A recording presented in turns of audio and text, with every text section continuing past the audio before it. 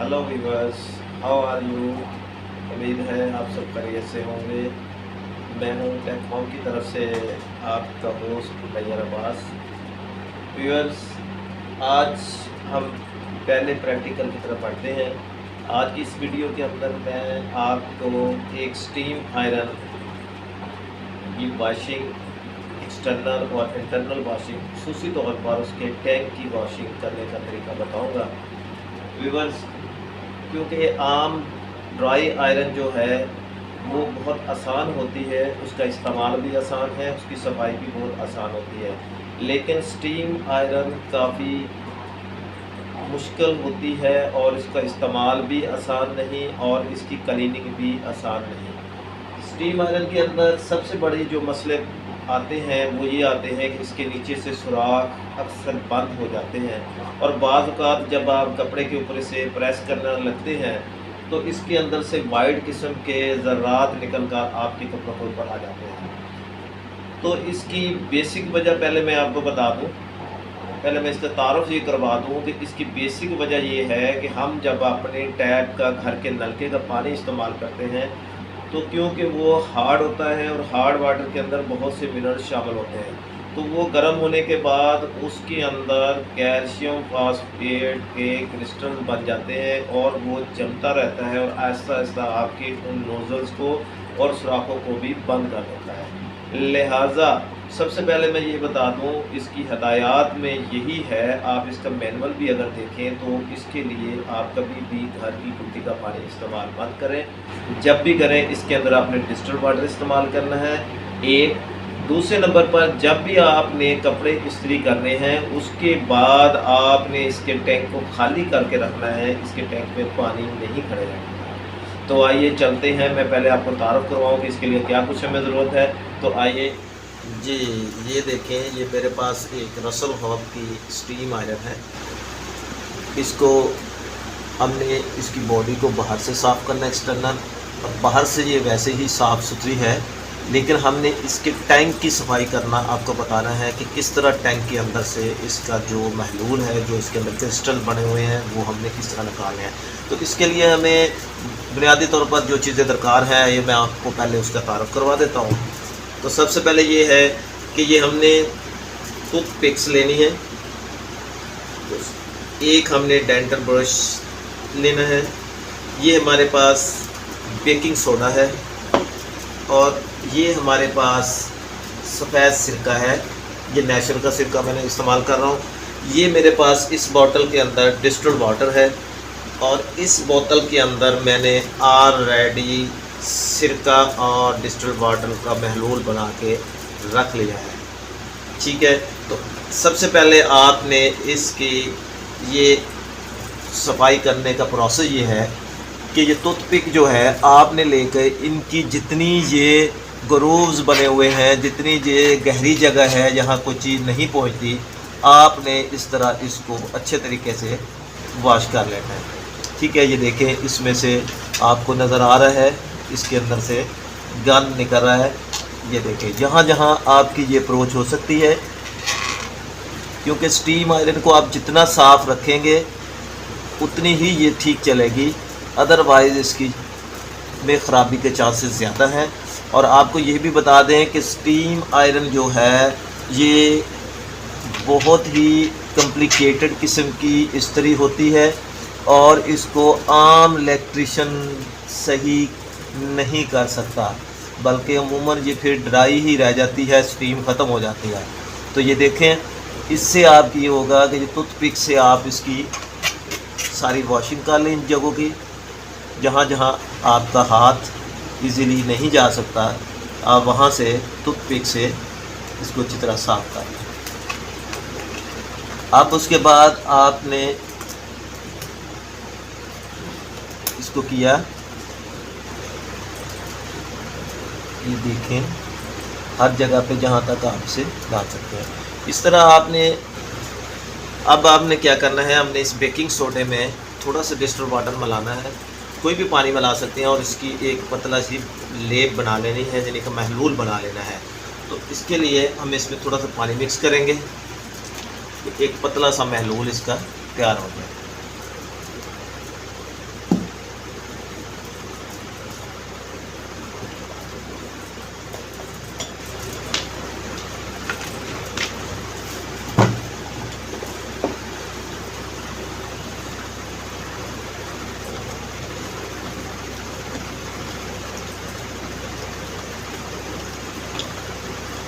देखिए ये इसका महलूल तैयार हो गया है। सबसे पहले आप जहाँ से हमने सफाई की है टूथपिक से, उनके अंदर कपड़ा नहीं जा सकता, तो आप ऐसा करें कि इसको इसके अंदर ऐसा ऐसा रब कर लें।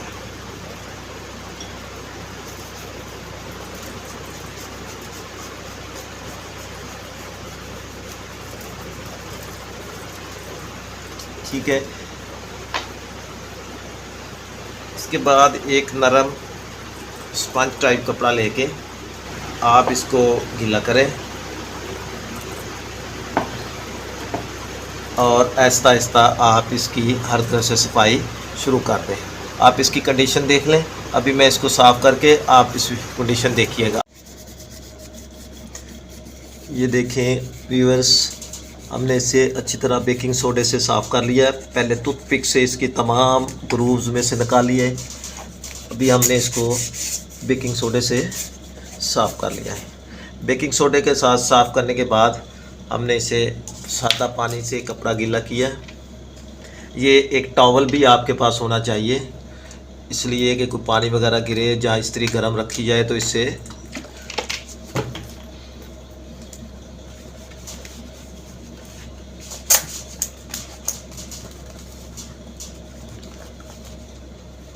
देखें। अब ये इस्त्री तकरीबन साफ़ हो चुकी है। इसकी बॉडी जो है हमने तकरीबन अच्छी तरह साफ़ कर ली है। इसके बाद ये है कि आप इसको मज़ीद एक अच्छा साफ़ कपड़ा लेके मज़ीद आप इसको साफ़ कर सकते हैं।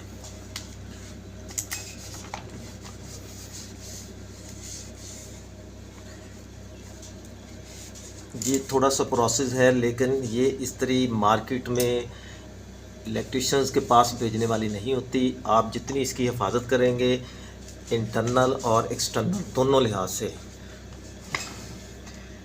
देखें। अब ये इस्त्री की आप कंडीशन देखें, ये बेहतरीन साफ़ हो चुकी है। अच्छा तो व्यूअर्स, अब हम आते हैं इसके टैंक की सफाई की तरफ। तो टैंक की सफाई के लिए आपने एक कप में आधा कप सिरका और आधा कप आपने डिस्टिल्ड वाटर डालना है। याद रखिएगा, डिस्टिल्ड वाटर इस्तेमाल करना है, टैप का पानी इस्तेमाल, घर के नलके का पानी इस्तेमाल नहीं करना। तो हमने इसको खोला। ये मैंने पहले तैयार करके रखा है पानी। इसके अंदर 50% सिरका है और 50% इसके अंदर सादा डिस्टिल्ड वाटर है।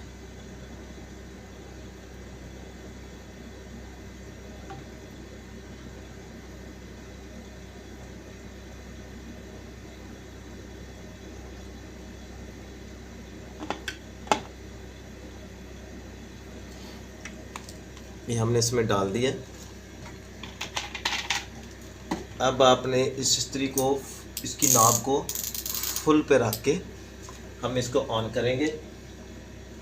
टॉवल के ऊपर आप इसे रखें।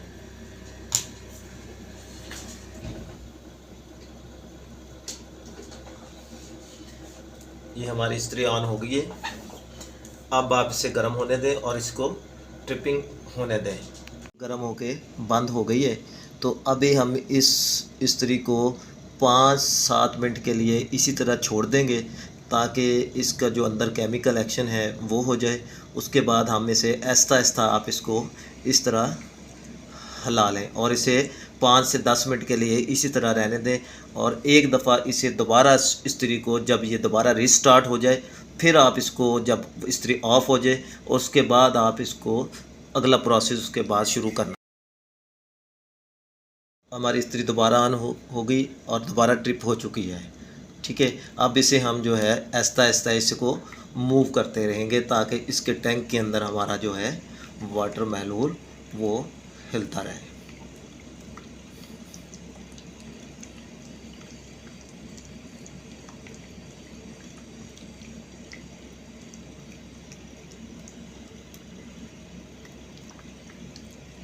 इस्त्री दोबारा ऑन हो गई है। ये फुल पे हमने रखी हुई, याद करें। अब इसको हमने इसका स्विच ऑफ कर देना है और इसे 5 से 10 मिनट के लिए छोड़ देना। हमने दोबारा ऑन कर ली। इसे तकरीबन 5 से 7 मिनट हो गए हैं। अब जो स्टीम की आवाज़ आपको आ रही है, अब आपने इसका स्टीम वाला बटन बार बार प्रेस करना है। आप इसमें से देखिएगा क्या निकलता है। ये देखें, आप इसे ये इधर कैमरा मूव करें, ये देखें अभी आपको दिखाएंगे कि इसके अंदर क्या कुछ आपके सामने। आप इसको बार बार करते रहेंगे और इसके अलावा ये इसका ऑटो क्लीन का एक बटन लगा हुआ है, आप इसको दबा के रखेंगे।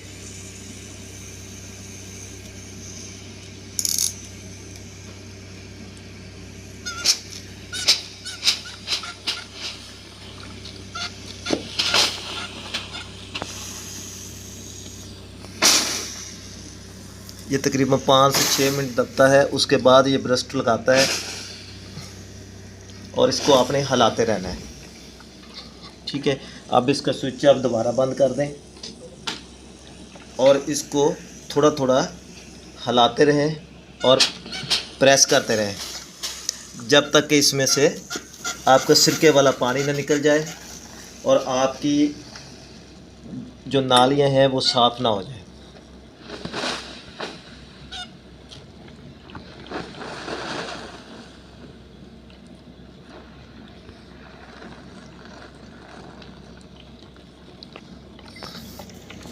ये तमाम नालियों की इसकी सफाई हो जाएगी अच्छी तरीके से।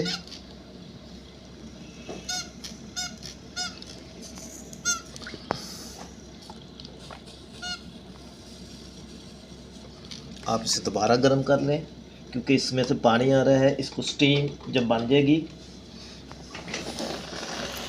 ये देखें, तो आप बेशक फुल रखें और इसको प्रेस करते रहें।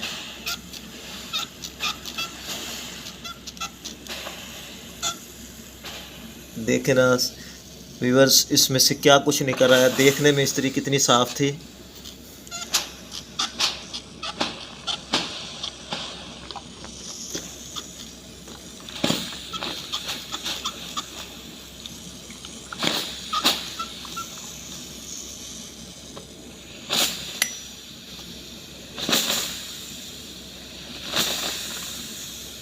ये आप इसका बटन पुश करके रखना है।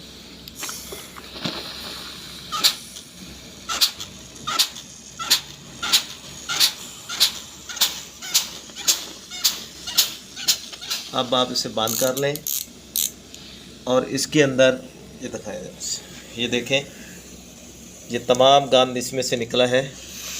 ये इस्त्री आप नीचे से भी देख रहे हैं। अब इसके अंदर पानी कम हो गया है हमारा केमिकल वाला, लिहाजा अब आपने इसके अंदर सिर्फ सादा डिस्टिल्ड वाटर मज़ीद डाल लेना है ताकि इसके अंदर जो हमने सिरका डाला है वो सिरका हमारा आखिर तक निकल जाए।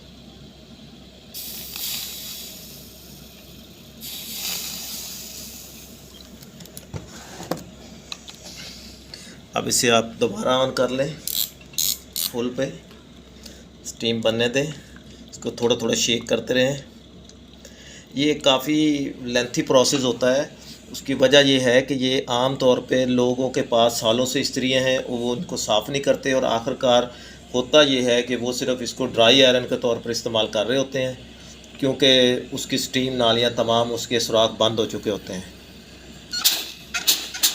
देखिए अभी तक इसमें से निकल रहे हैं। देखें ये प्रोसेस आपने 3 दफ़ा, इसमें आपने 2 दफ़ा पानी, यानी कि 1 दफ़ा आपने पानी और डालना है जब ये ख़त्म हो जाए। ये इसका पावर ऑटो क्लीनर को आप दबाएं।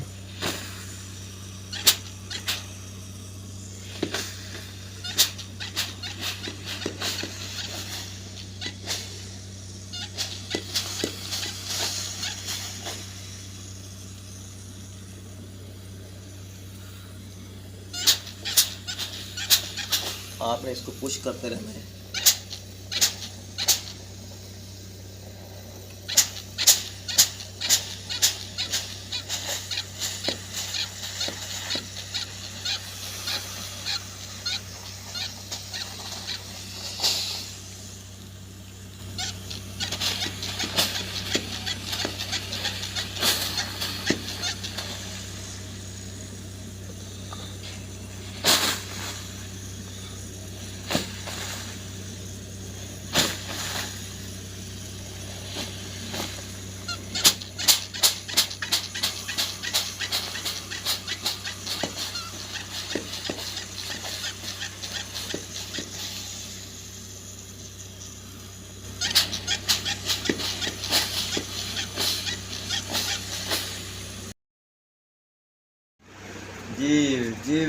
देखें, आप देखें जब बाहर से कितनी साफ़ नज़र आ रही थी आपको देखने में ये इस्त्री। अब ये देख ले इसकी कंडीशन, इसमें से क्या कुछ निकला है। ये आप देखें, ये सारा इसमें से जो क्रिस्टल मिनरल्स जो कुछ थे सब सब्सटेंस इसमें से निकल के ये बाहर आ गए हैं। क्योंकि ये अभी नई इस्त्री थी इसलिए इसमें से थोड़ा सा यूज़ करने के बाद ये इतना कुछ निकला है। और अगर किसी के पास 2-3 साल से चल रही है, उसने इसकी वॉशिंग नहीं की, तो उसमें से बेशुमार ऐसा कचरा निकलेगा। तो अब हम इसे ज़रा ठंडी होने के लिए छोड़ देते हैं। जैसे ही ये ठंडी होती है फिर इसकी बाहर की वॉशिंग कर देते हैं। जी अब हम इस कपड़े को थोड़ा सा गीला कर लेते हैं और इसको बाहर से हल्की हल्की इसको साफ़ करना शुरू कर देते हैं।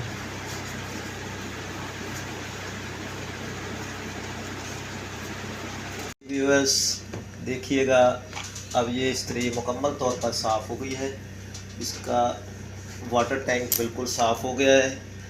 आपने देख लिया कि एक नई इस्त्री बहुत कम जो यूज़ हुई है उसके अंदर कितने क्रिस्टल्स निकले हैं और कितनी इसके अंदर से प्रॉब्लम हुआ है।